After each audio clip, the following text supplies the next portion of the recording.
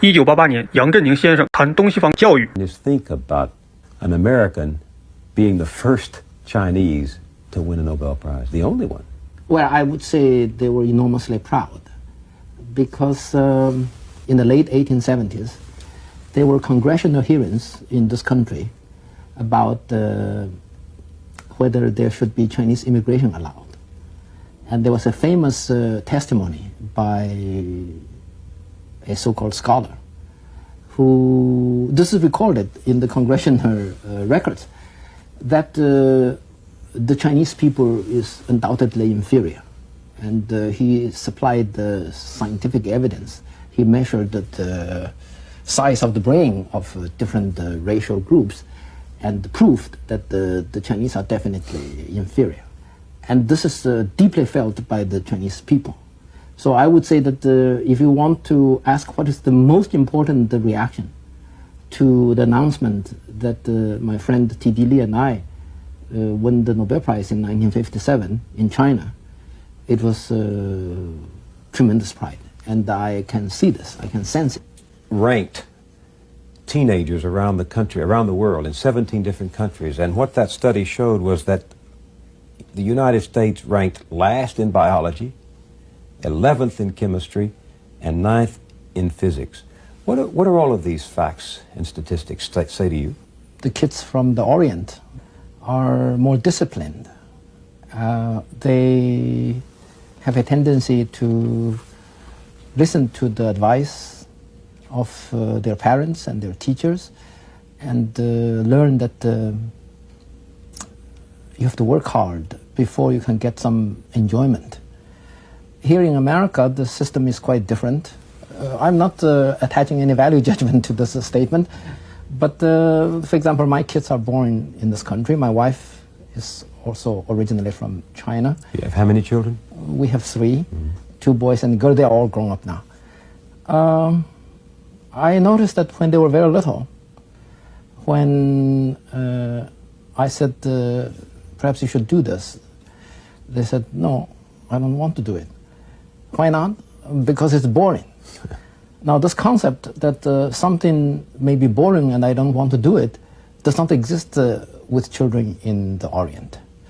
Somehow, society is structured differently. They hear different things.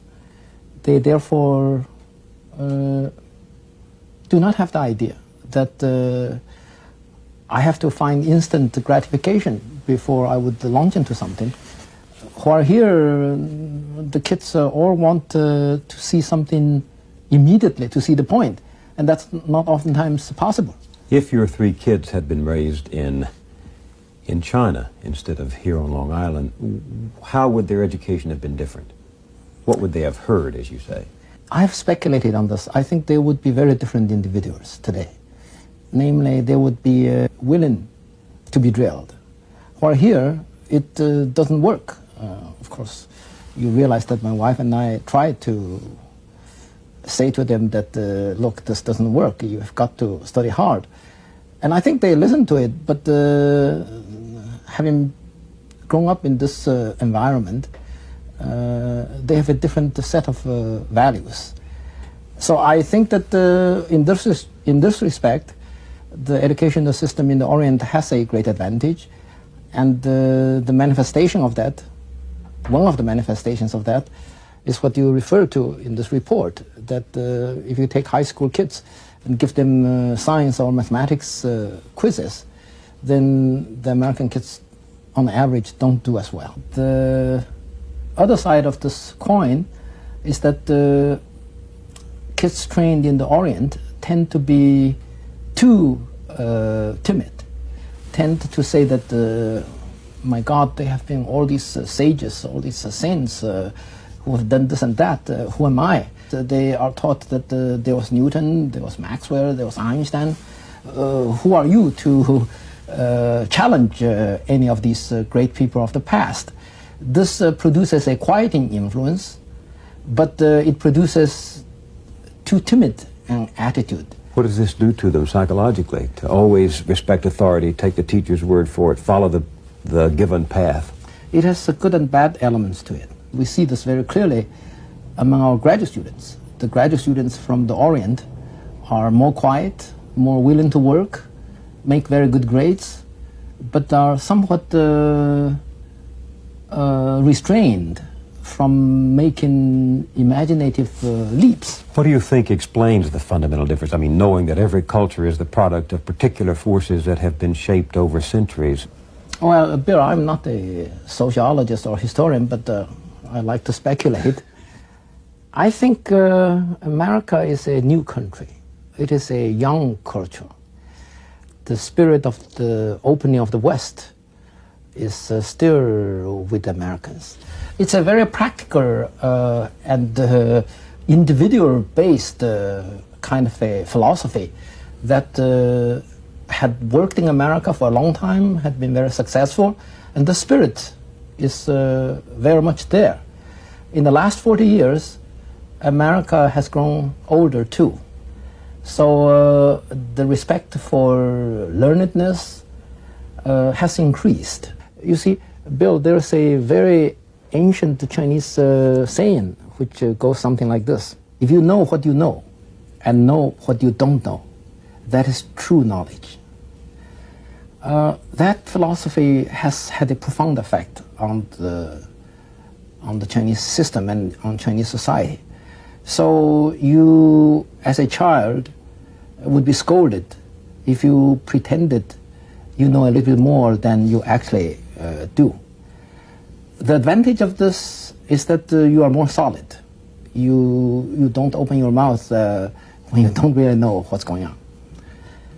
The disadvantage of it is that you become afraid. I told my graduate students from China and from Taiwan that you must overcome this. You go to a seminar, and most of the time you don't quite understand what's going on. I told them you don't have to be afraid. I go there, I also don't understand quite what's going on.